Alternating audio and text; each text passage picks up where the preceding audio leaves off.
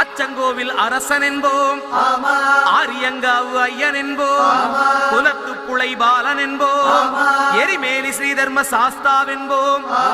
சொரிமுத்து ஐயனார் அப்பன் என்போம், ஜோதிச ரூபன் என்போம், மகர்ஷி மர்தன் என்போம், மணிகண்ட சுவாமி என்போம், சுகுணவிலாசன் என்போம், சுந்தர ரூபன் என்போம், ஜாதி மத பேதமில்லா கடவுளாம், சத்திய வடிவான தெய்வமாம், ஆபத்தில் காப்பவனாம், அன்னதான பிரபுவாம், உலகத்தின் முப்பற்ற தெய்வமாம், சோதனைகள் செய்வானாம் ஆனா கைவிட மாட்டானாம். அப்படிப்பட்ட சாமி ரொம்ப சிறுசையா ஆனா சக்தி ரொம்ப